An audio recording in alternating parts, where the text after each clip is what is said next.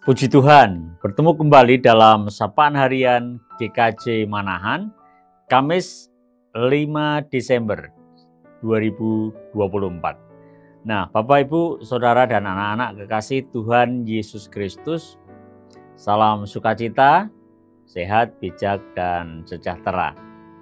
Yuk, kita kembali menghayati kebenaran firman Tuhan. Mari kita membicarakan tentang kemajuan Injil. Injil adalah berita sukacita dari surga, dan bagaimana kita akan melihat tentang kemajuan Injil. Tentu ada banyak pihak yang berpandangan tentangnya.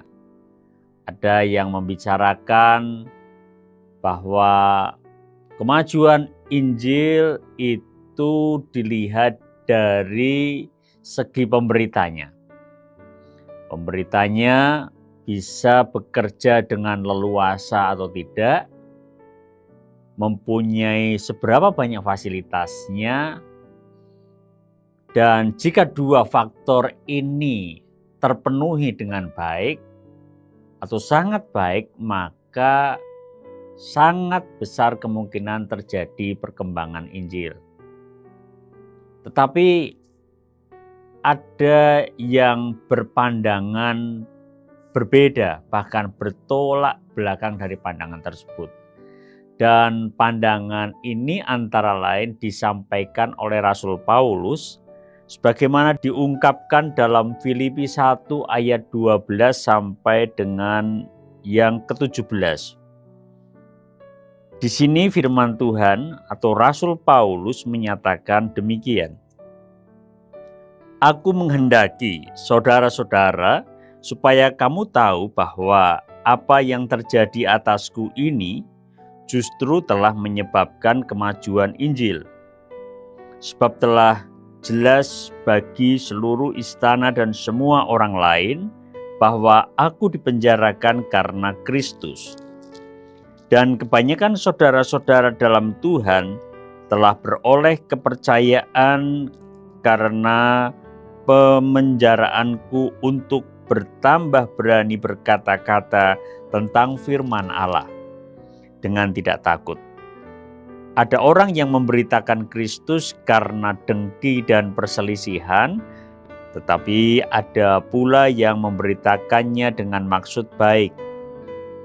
Mereka ini memberitakan Kristus karena kasih, sebab mereka tahu bahwa aku ada di sini untuk membela Injil.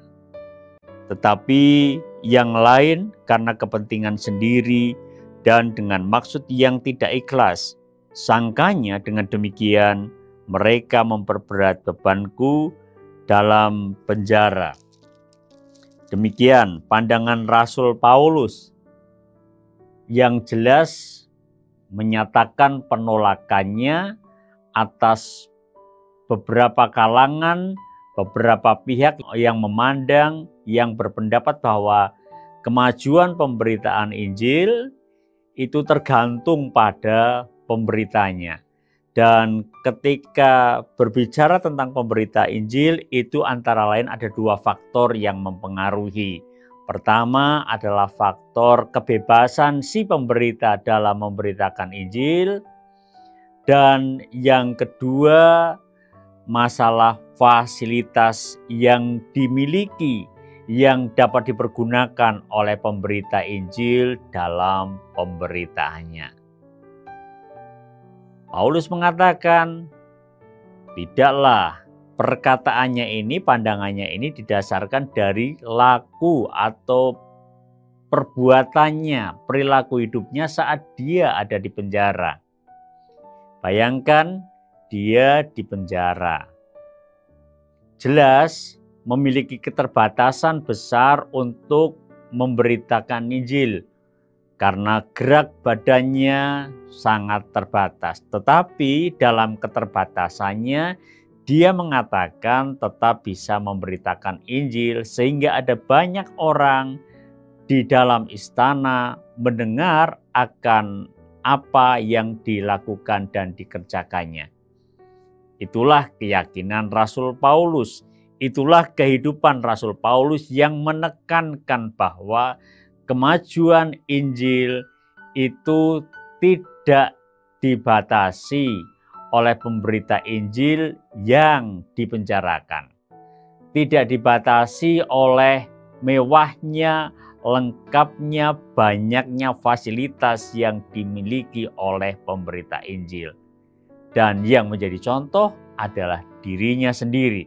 Kiranya kita, gereja Tuhan, saat ini dapat meneladan laku hidup Rasul Paulus untuk perkembangan atau kemajuan Injil Tuhan Yesus Kristus. Tuhan memberkati, Tuhan menyertai, dan mari kita berdoa. Kami bersyukur Tuhan oleh karena kasih setia-Mu bagi kami yang memampukan kami untuk memberitakan Injil. Tuhan mengajar kami untuk bersemangat dan semakin bersemangat dengan keberadaan kami, keadaan kami. Seperti apa batas-batas yang ada bagi kami, kiranya itu tidak mengurangi kami dalam bersemangat untuk mengembangkan Injil. Tuntunlah kami gereja-Mu Tuhan. Dalam nama Tuhan Yesus Kristus kami memohon. Amin.